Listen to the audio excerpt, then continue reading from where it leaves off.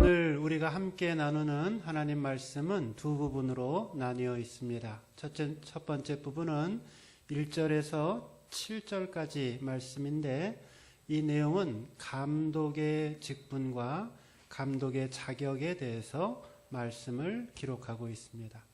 그리고 8절부터 그 이하의 말씀은 집사의 직분과 그 자격에 대해서 말씀을 기록하고 있습니다. 오늘날로 바꾸어서 말씀을 드린다라면 전반부는 목사에 대한 성경의 지침이라고 말씀드릴 수 있고요. 후반부는 성도에 대한, 봉사자로서 섬기는 모든 성도들에 대한 성경의 지침이라고 말씀드릴 수 있습니다. 그래서 이 본문의 말씀은 교회에서 늘 사용되는 때가 있는데, 앞에 부분은 목사 안수식할 때 설교 말씀이나 권면의 말씀으로 늘 주어지는 말씀이고요. 또 뒤에 부분은 장로식을 하거나 안수집사식을 하거나 혹은 권사 취임을 할 때에 설교로 혹은 아니면 권면의 말씀으로 성도들에게 드리는 말씀입니다. 이 말씀을 합해서 오늘 말씀은 교회의 모든 일꾼들, 그것이 목사이든 아니면 일반 평신도이든 혹은 장로이든 권사이든 집사이든 일반 성도이든 간에 교회를 기쁜 마음으로 섬기고자 하는 그 모든 일꾼들이 어떠한 마음으로 교회를 섬기고 어떠한 자격을 갖추어서 교회를 섬겨야 할 것인가를 우리에게 알려줍니다. 오늘 말씀을 상고하다 보면 저나 여러분들이 얼마나 자격이 없는 사람인가를 깨닫게 될 것입니다. 제가 오늘 말씀을 나누는 이유는 당신은 자격이 없어 여러분들을 의기소침하게 만들기 위함이 아닙니다. 당신은 장로의 자격이 없어, 당신은 권사의 자격이 없어, 당신은 집사가 될 자격도 없어 하면서 우리를 이렇게 마음을 상하게 하기 위해서 이 말씀을 나누는 것이 아닙니다. 혹은 거꾸로 나는 자격이 안 되니까 나는 이제 직분을 받지 않을 거야 라고 하면서 소극적인 신앙의 태도를 갖기 위함도 아닙니다. 제가 이 말씀을 나누는 이유는 저나 여러분 모두가 부족하지만은 하나님의 은혜로 우리가 하나님 자녀가 되었고 또 충성되이 우리를 여겨주셔서 여러 종류의 직분을 맡겨주셨습니다. 비록 부족하지만은 하나님 말씀을 통하여서 다시금 나 자신을 돌아보시고 반성하시고 더 좋은 하나님의 일꾼 되기 위해서, 더 좋은 하나님의 봉사자가 되기 위해서 다시 한번 마음을 새롭게 하자입니다. 바라기는 오늘 주시는 이 하나님 말씀을 통해서 하나님의 비밀을 맡은 청지기로서 최선의 삶을 다하며 또 믿음의 선한 경주를 다하시는 저와 여러분들 되시기를 주님의 이름으로 축원드립니다. 교회가 필요하는 일꾼의 성품은 어떠해야 합니까? 감독자, 요즘으로 따지면 목사에 해당되어지는 자격에 대해서 말씀하고 있는 조항은 15개가 있습니다. 성경을 한번 보시고 찬찬히 한번 들어보세요. 2절부터 나와 있습니다. 그러므로 감독은 오늘날의 목사입니다. 그러므로 감독은 책망할 것이 없으며 한 아내의 남편이 되며 절제하며 신중하며 단정하며 나그네를 대접하며 가르치기를 잘하며 술을 즐기지 아니하며 구타하지 아니하며 오직 관용하며 다투지 아니하며 돈을 사랑하지 아니하며 자기 집을 잘 다스려 자녀들로 모든 공손함으로 복종하게 하는 자라야 할지며 사람이 자기 집을 다스릴 줄 알지 못하면 어찌 하나님의 교회를 돌보리요.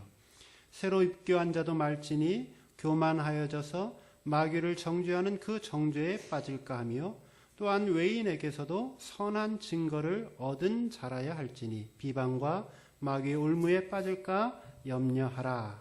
여기까지가 감독의 자격입니다. 그리고 집사의 자격에 대해서는 8절 이하에서 7가지를 이야기를 말하고 있습니다. 다행이죠. 감독은 15개인데 집사는 7개니까 다행입니다.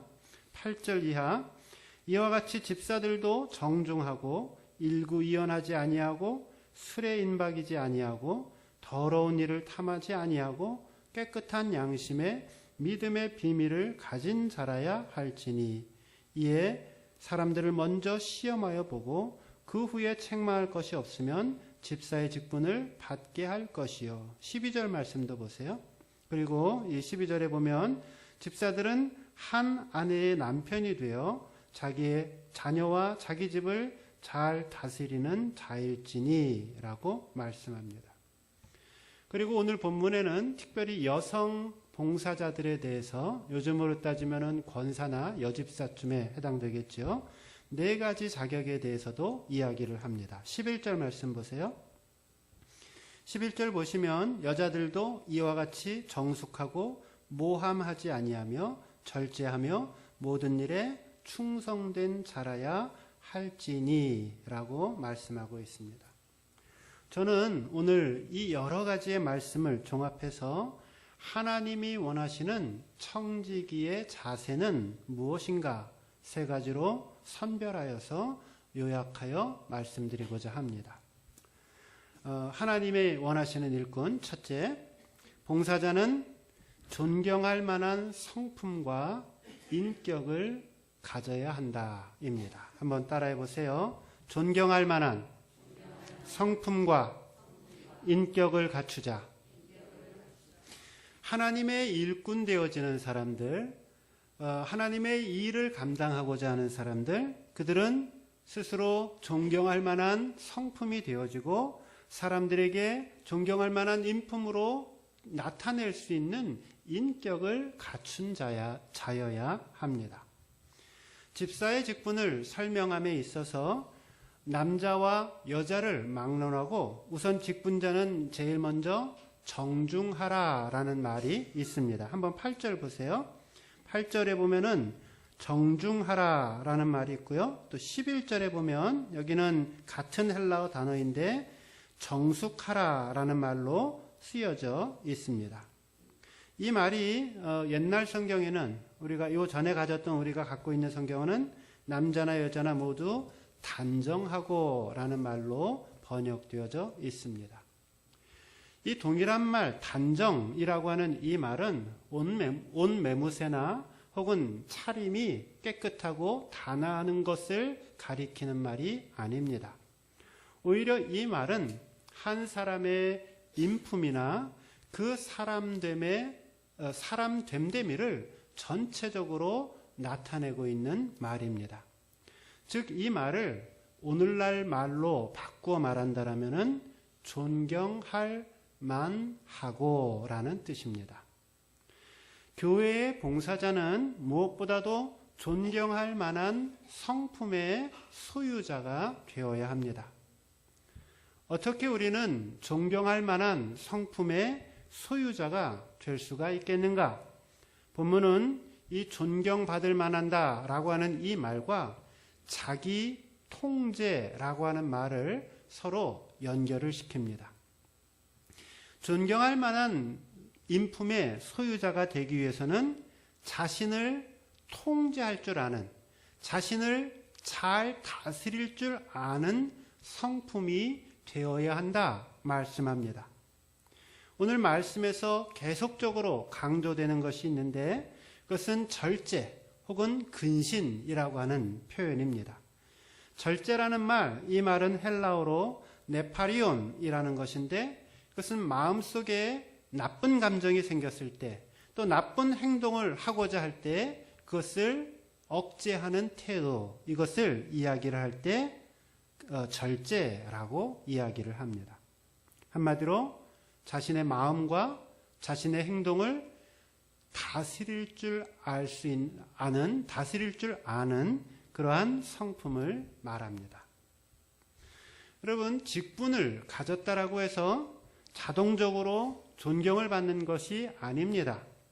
목사가 되었다라고 해서, 혹은 장로가 되었다라고 해서, 혹은 권사가 되었다라고 해서 자동적으로 존경받는 사람이 되는 것이 아니다라는 말입니다. 존경받을 만한 사람이 되기 위해서 끊임없이 절제하고 정신을 차려서 존경받을 만한 사람이 되도록 끊임없이 영적인 훈련을 해 나아가는 것입니다. 특별히 오늘 본문에는 술과 관련된 말이 나옵니다. 몇몇 분들이 이 술 때문에 질문하시는 분들, 사석에서 질문하시는 분들도 있고, 또 저에게 고민하고 계시는 분들이 있어서, 또 기도하고 계시는 분들이 있어서 오늘은 좀 말씀을 나누고자 합니다. 오늘 본문 말씀에 보면은요, 약간의 술은 괜찮지 않겠는가라는 생각을 하게끔 하는 구절들이 있습니다. 3절 말씀 보세요. 3절 보면은 술을 즐기지 아니하며 라고 기록되어져 있죠. 8절 말씀 보세요. 8절 말씀 보시면은 술에 인박이지 아니하고 라고 그렇게 기록되어져 있습니다. 그러니까 합리적이고 상식적인 여러분들은 이 성경 말씀에 의하면은 성경도 어느 정도 술을 허용하고 있는 것 아니겠는가 생각해 볼 수 있습니다. 실제로 술을 즐기지 않는다라고 하는 이 말은 술 곁에 오래 앉아 있지 않는 사람이라는 원어의 뜻을 갖고 있습니다. 그래서 어떤 분들은 이 말씀을 듣고 할렐루야, 목사님 감사합니다. 이제 술 먹어도 되는가 보다 이렇게 생각하시면 성경을 잘못 이해하는 것입니다. 음주를 금하는 것은 성경적입니다. 유대인의 경전인 탈무드에는 이런 말이 있습니다. 악마가 분주하여서 사람을 미혹할 시간이 없으면 대신 뭐를 보낸다? 술을 보낸다 라고 기록되어져 있습니다. 그러니까 악마가 시간이 없어서 이 유혹하고 뺄 시간이 없으면 악마가 대신 보내는 것이 술이다 라고 이야기하면서 술의 위험성을 이야기합니다. 잠언 23장 말씀에도 보면은 술은 쳐다보지도 말라라는 말씀도 있습니다. 혹 우리 가운데 분위기나 또 사업을 하기 위해서 약간의 술을 드시는 분이 있다라면 믿음으로 끊을 것을 권면드립니다. 그것이 덕이 되는 것이고 그것이 하나님의 일을 감당하는 데 도움이 됩니다. 특별히 오늘 본문에는 술에 임박히지 말라라고 하는 말이 있습니다. 요즘 말로 하면 뭘까요? 알코올 중독입니다. 알코올 중독이 되면은 이 알코올이 술이 사람의 뇌를 지배하게 됩니다. 그래서 알코올 중독이 무서운 이유가 여기에 있습니다. 겉은 멀쩡하게 자기의 사람을 자기의 의지와 생각대로 행동하는 것 같은데 실제로 나를 지배하는 것은 나 자신이 아니라 하나님이 아니라 성령님이 아니라 누가 되냐면 알코올, 술이 된다라는 겁니다. 그래서 알코올 중독자가 갖고 있는 가장 전형적인 특징이 한 가지가 있죠. 뭐예요? 술 안 먹을 땐 뭐예요? 그만한 천사가 없어요. 그렇게 착한 사람이 없어요.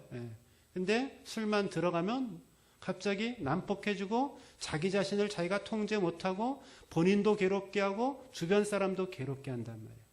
자기가 자기를 통제할 수 있는 그 능력이 그 술이 뇌에 작용을 해서, 이건 과학적인 거예요. 뇌에 작용을 해서 스스로 자신을 통제할 수 없는 상태까지 이르게 한다라는 겁니다. 그럼 나는 목사님 나는 술을 마시는데 나는 알코올 중독까지는 아니에요. 제가 알코올 중독인지 아닌지를 알 수 있는 기준을 알려드리겠습니다. 나는 일주일에 한 번이라도 술을 안 먹고 한 주간을 보내면은 나는 마음이 허전하고 일이 안 잡히고 이상하다. 그러면 알코올 중독인 겁니다. 어떤 분들은 매일 술을 드시지 않으면은 그것이 요만큼이 됐든 이만큼이 됐든 이만큼이 됐든 상관이 별로 없어요. 그 술을 마시지 않으면은 내 삶이 영위가 되어지지 않고 불안하고, 그러면은 그것은 이미 그 알코올에 의해서 내 뇌가 이미 지배당하고 있는 겁니다. 중독이 되어져 있다라는 거예요. 평소에는 너무나 좋고 좋은 신앙인의 모습인데 그것이 나 자신을 지배하면서 전혀 다른 사람으로 만들어 간다라는 겁니다. 이번에 예배 마치고 12주 동안 치유와 회복 우리 세미나를 진행하고 있습니다. 지난주부터 했죠. 한 달간 이 중독에 관한 이야기들을 우리가 함께 나눌 겁니다. 여러 가지 중독들이 있죠.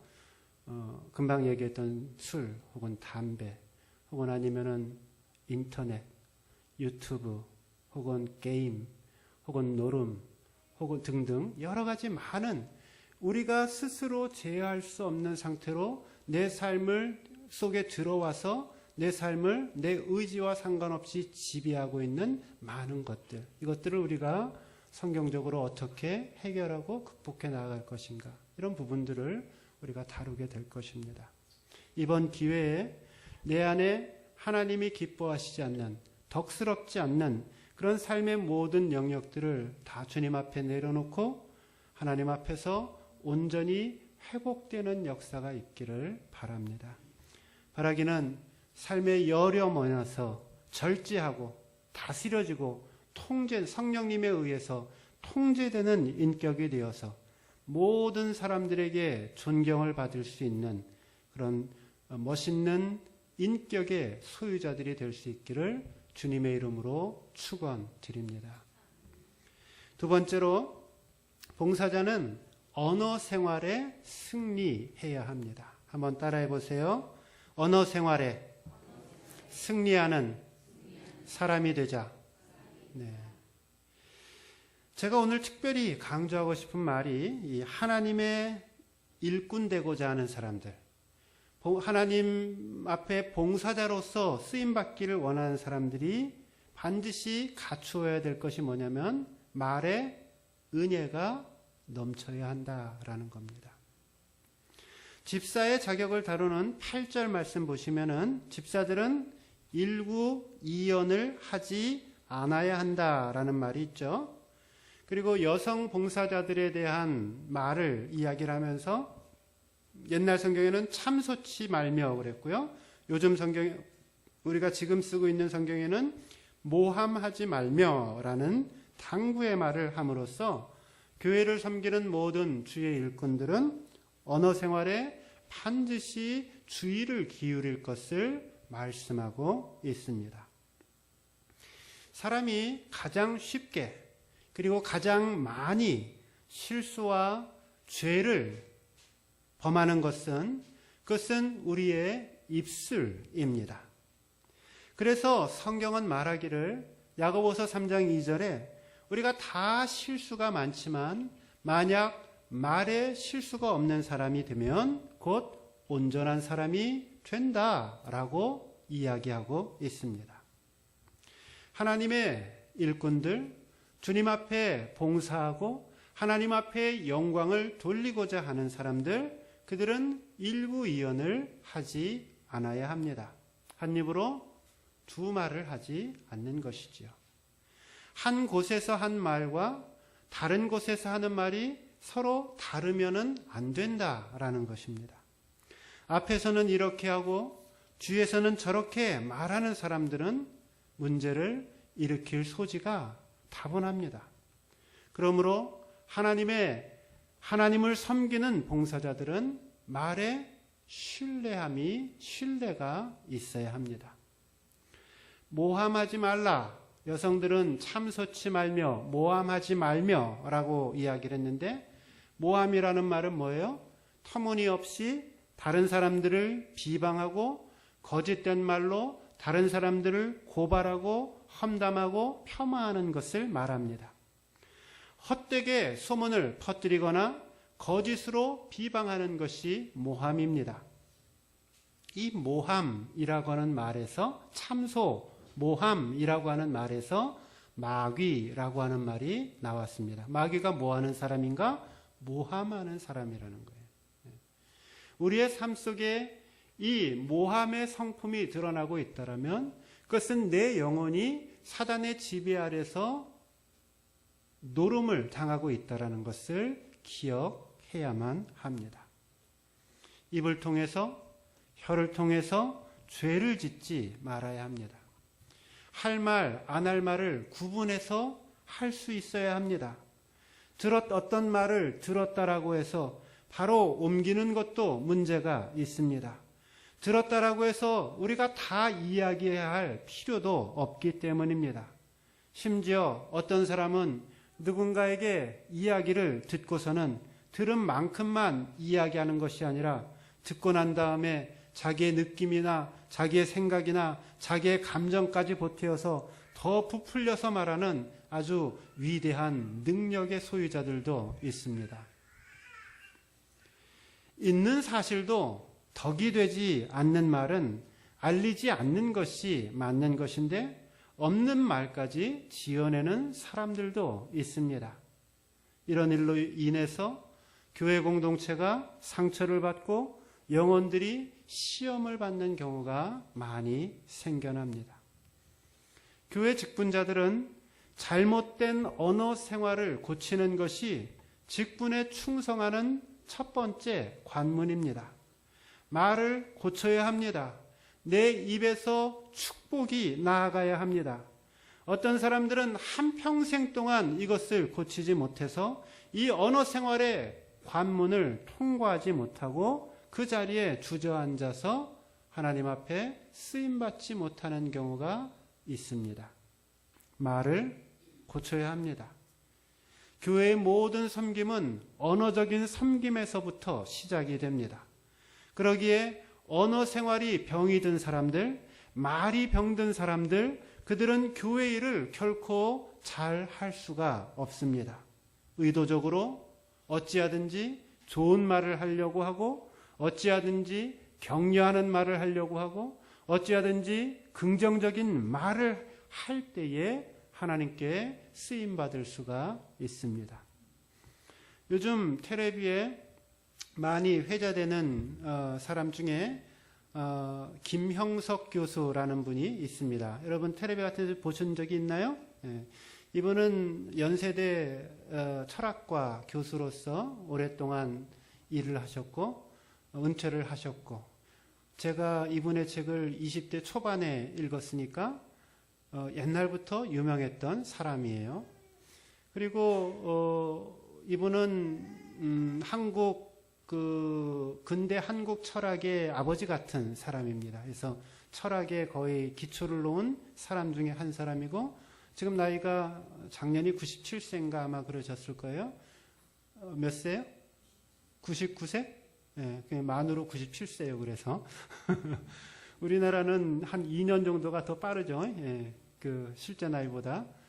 근데 그래서 이분이 최근에 낸 책도 있어요. 그게 뭐냐면은 100세를 살아보니라고 하는 책도 있어요. 그래서 여러분들 이 100세를 살아보니 뭐 책 제목이 거의 그런데 정확한지 모르겠어요. 근데 그 책은 무슨 철학적인 용어나 이런 것들이 들어가 있는 것이 아니라 수필 형식으로 인생 100년을 살면서 기독교인 철학가로서 느끼고 있는 것을 아주 담담하게 잘 써놓은 책입니다. 그래서 책 읽기를 좋아하시는 분은 그 책을 한번 사서 읽어보기를 권면드립니다.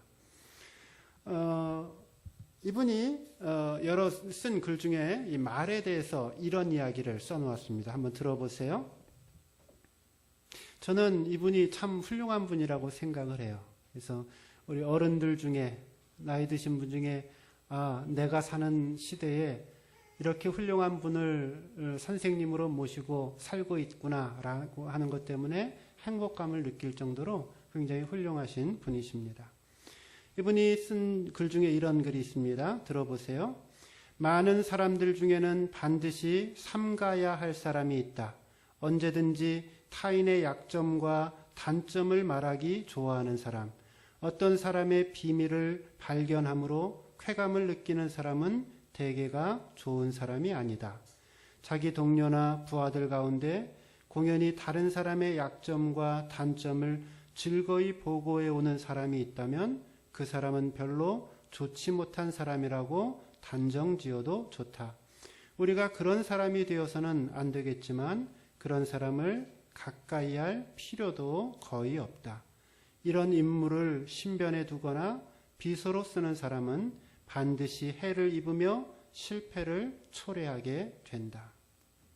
그러니까 말이 가지고 있는 중요함, 말의 무게가 있어야 함을 이야기하고 있는 아주 중요한 표현이라고 생각을 합니다.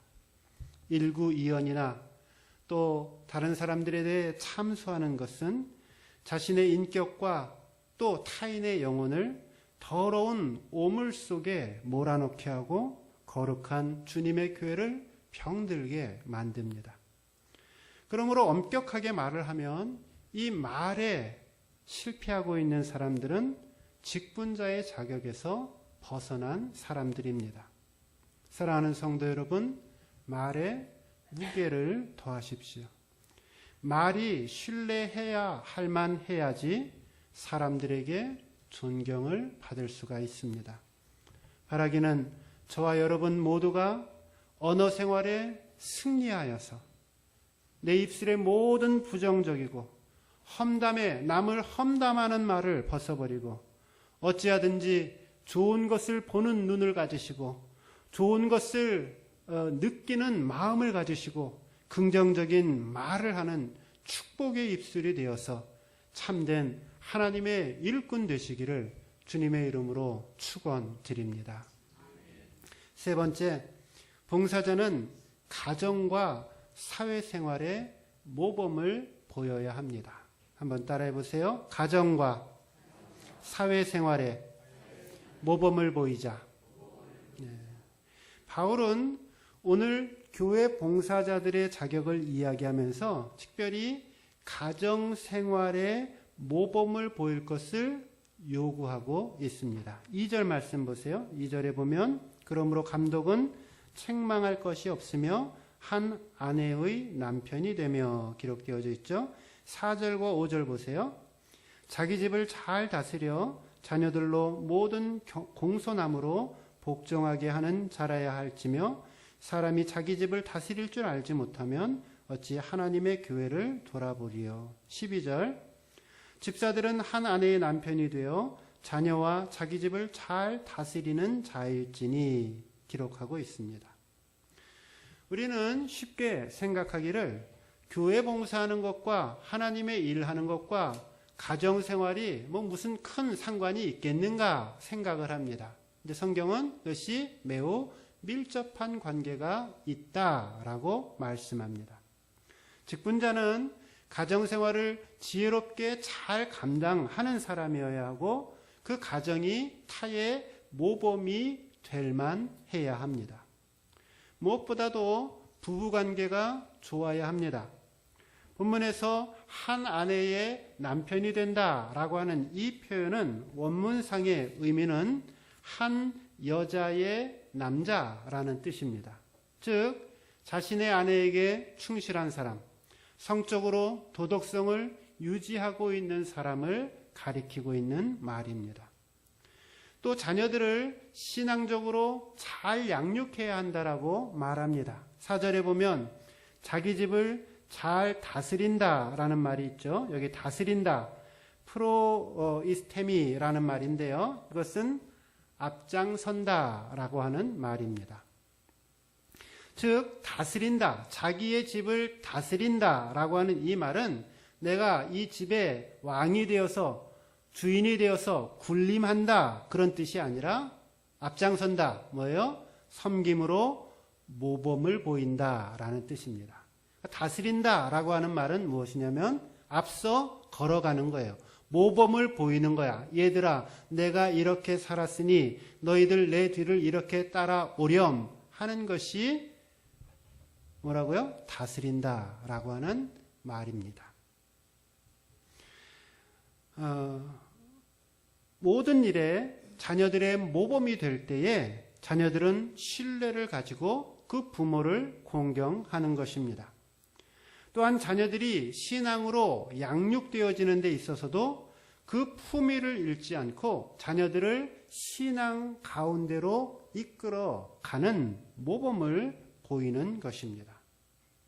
자녀들로부터 존경받는 아버지와 존경받는 어머니는 하나님의 집에서 봉사할 자격이 구비된 사람입니다. 목사님, 저는 젊을 때 남편으로서 그렇게 좋은 사람이 못 되었어요. 목사님, 저는 부모로서 그렇게 좋은 모범을 보이고 자녀들을 양육하지 못했습니다. 그래서 지금 내 배우자도 나를 그렇게 존경하거나 신뢰하지 않고 자녀들도 내 말을 무겁게 여기거나 내 말을 잘 따르지 않습니다. 목사님, 어떻게 해야 될까요? 어떻게 하면 다시 아내에게 존경을 받고 자녀들에게 모범을 받는 아버지, 어머니가 될 수 있을까요? 어떻게 해야 될까요? 미안했다, 미안하다, 잘못했다 라는 말로부터 시작해야 합니다.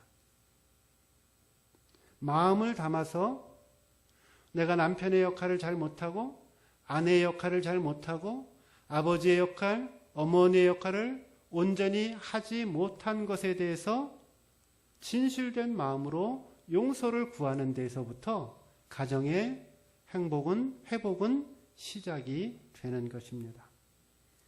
자신의 부족함을 인정하고 용서를 구하고 다시 잘할 것을 결심할 때 건강한 가정으로의 회복이 시작될 수가 있습니다.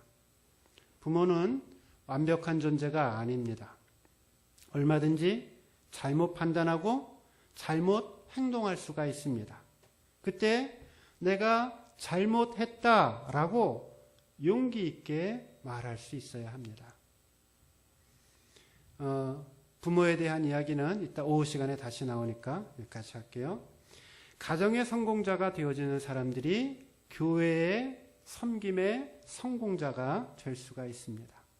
따라서 교회가 건강한가 건강하지 않은가, 이거는 무엇을 보면 알 수 있냐면은 우리들의 가정이 건강한가 건강하지 않은가를 보면 알 수 있다라는 겁니다. 가정이 건강하면 자연스럽게 교회가 건강하게 되어지는 것이죠. 바라기는 오늘 저와 여러분의 가정이 믿음의 모범을 보여서 하나님의 은혜로 축복받고 은혜로 잘 다스려지는 가정이 되기를 축원드립니다. 또한 하나님의 일을 감당하는 사람들은 사회에서도 모범을 보여야 합니다. 7절 말씀 보십시오. 7절 우리 한번 같이 읽게, 여러분들이 읽어주시면 고맙겠습니다. 시작.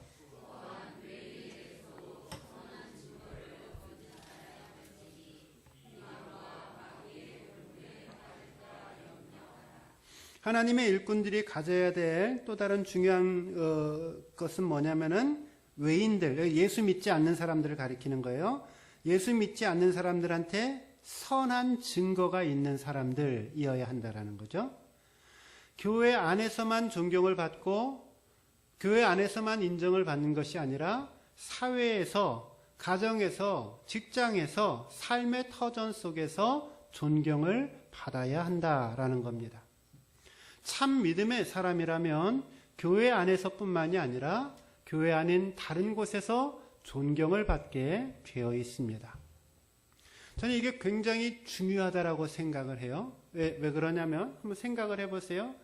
교회가 훈련하고 또 성도님들의 동의를 얻어서 장로를 세웠어요. 근데 이 장로님이 교회에서는 사람들한테 은혜를 끼치고 봉사도 열심히 하고 물질도 많이 헌금하고 시간도 많이 들이면서 봉사하고 아주 이렇게 잘하시는 장로님이 없어요. 근데 이 장로님이 나가서 자기의 일터에서 자기의 삶의 터전에서 사람들한테 계속 욕만 먹고 있는 사람이라고 한다면, 그러면 장로를 세워놨으면 자동적으로 누구가 계속 욕을 먹는 거예요? 예수님이, 교회가 계속해서 욕을 먹는 것이 된다라는 것이죠. 그렇기 때문에 교회의 봉사자들은 특별히 세상 속에서도 칭찬을 받고 인정을 받는 사람이 되어야 한다라는 것입니다. 돈을 사랑하면 안 되는데요. 지금 한참 줄이는 겁니다. 사회에서 생활할 때 돈을 어떻게 써야 되는가? 돈이 자기 인생에 가장 중요한 것이 되어서 거기에 내 마음을 빼앗기고 있으면 안 된다. 돈을 벌을 때에도 사기치고 잘못된 방법으로, 옳지 않은 방법으로 버는 돈들은 하나님이 기뻐하시지 않는다. 그리고 하나님이 우리에게 물질을 허락해 주셨을 때에 그 물질로 대접하고 나누는 사람이 되어야 한다라는 것입니다. 이런 성도님들도 제가 이제 목회를 하다 보니까 만나요. 근데 제가 좀 늘 미스테리, 좀 신기하다라고 생각하는 그런 성도님 유형 부류인데, 어떤 분들이라면 다른 것들은 다 잘해요. 진짜 다 잘해요. 예배도 잘 참석하고, 뭐 설거지도 잘하고, 또 뭐 청소도 잘하고, 전도도 잘하고, 하여튼 다 잘해요. 다 잘하는데 돈을 쓰는 일에 있어서만큼은 자린고비예요. 주머니가 꽉 닫혀 있어서 어떠한 경우에도 주머니에서 돈이 나가는 걸 싫어해요. 그러면서도 다른 일들은 참 열심히 해요. 참 그래서 제가 마음속으로 생각하기는 저 사람 참 특이하게 신앙생활한다 이렇게 생각을 하는 그런 분들도 제가 종종 만나봅니다. 근데 우리가 신앙이 자라가고 성숙해지면은 내 물질에 얽매여서 사는 것이 아니라 주님 주신 물질로 베풀고 나누고 섬기는 것 속에서 삶의 보람과 행복과 기쁨을 찾아가는 것입니다. 바라기는 우리 사랑하는 사랑동산교회 모든 성도님들의 가정생활에 주님 주시는 은혜가 넘쳐나고 또 사회생활 속에서도 하나님의 영광을 온전히 드러내어서 사람들에게 칭찬과 존경을 받는 우리 사랑동산교회 모든 일꾼 되시기를 주님의 이름으로 축원드립니다. 결론 13절 말씀 보세요. 13절 같이 읽겠습니다. 시작. 집사의 직분을 잘한 자들은 아름다운 지위와 그리스도 예수 안에 있는 믿음에 큰 담력을 얻느니라. 여기 보면 봉사자로서의 역할을 충성스럽게 잘 감당한 사람들에게 주시는 성경의 축복이 있습니다. 세 가지 축복이 있는데 첫째는 뭐예요? 아름다운 지위를 받는다라고 얘기를 했어요. 여기 지위라고 하는 말은 무슨 뜻이냐면은 그 직분에 어울리는 정도의 존경과 인정이라는 뜻입니다.